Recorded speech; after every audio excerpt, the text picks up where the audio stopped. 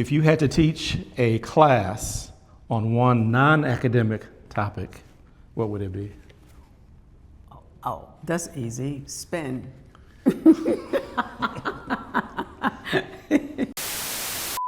Aggies, it's Chancellor May and LeShelle, and it's time for Thursday Thoughts. Today, we're at the UC Davis School of Law's Martin Luther King Jr. Hall as we continue to celebrate Black Futures Month on campus. Standing as a tribute to justice, equality, and beloved community, the ideals that guided Dr. King's mission continue to guide the law school and the UC Davis campus at large. Over the years, since the formal dedication of this building to Dr. King in 1969, his family members, such as Coretta Scott King, and close associates, such as civil rights activist John Lewis, have delivered commencement keynote addresses and celebrated our graduates. More than 20% of UC Davis Law School students are first-generation college students, and they all protect the community through accessible legal clinics, highlighting Dr. King's commitment to both equal access to outstanding education and equal access to justice.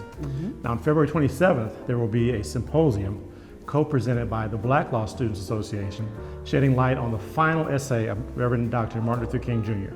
You can learn more about the history and services of the UC Davis Law School by visiting their website, law.ucdavis.edu. And with that, we'll get on to your questions. All right, you go first this time. What is a recent modern achievement in Black history that you admire? Wow, so it depends on the definition of recent, but I remain in awe and constant admiration of President Obama being elected in 2008. So not that recent, but it's a seminal achievement for not just Black people, but for the USA in general. Oh. You got one? Okay. I was gonna say, I think when I hear modern achievement, I'm thinking tech. Okay, yeah. So I have to give, I think recently I'm just come to admire that there are more African Americans in the tech space. Yeah. Startups, AI. So I'm excited over that because for a long time, you know, I felt African Americans were left behind, and minorities in general, Hispanic as well. So they're all vibing into this space now, and I like that. As an example, you made me think of something. Mark Dean, and again, this wasn't recent, but Mark Dean was credited with most of the major patents for the personal computer. It's been back in the 80s and 90s, and he's also a friend. And that's someone who fits that description. Really a giant in the tech space. Right, and he was I think he was an anomaly a long time ago. Yeah. But now there are more. Like, it's a lot more. Yeah.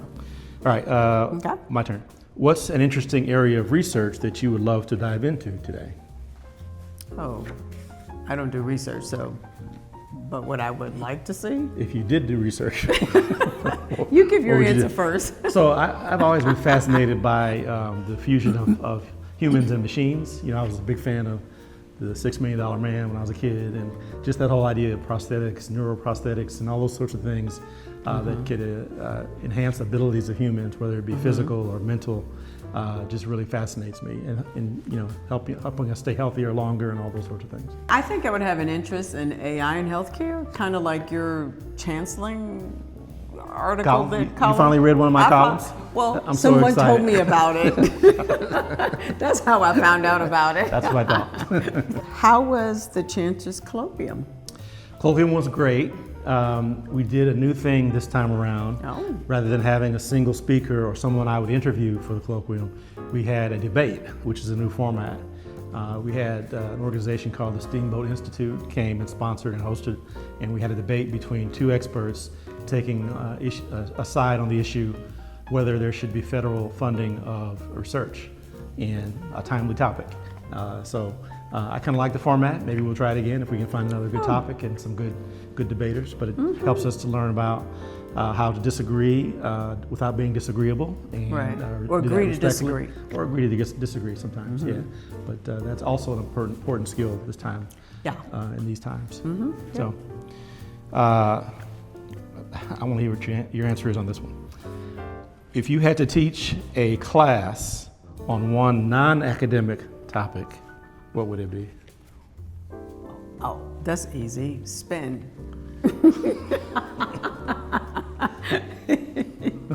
I guess you do have spin classes that, yes, you can teach one of those. What's yours? What's my favorite hobby of all time?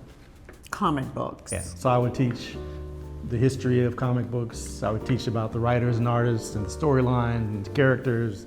And I guess that could actually be an academic topic somewhere, but I'm not aware of a class like that, but I'd love to teach that class. That actually sounds like fun. I mean, I wouldn't take it, but. Luckily, that's our last question for this Yes. week, Aggie. So until next week, stay healthy and stay safe. Go Aggies.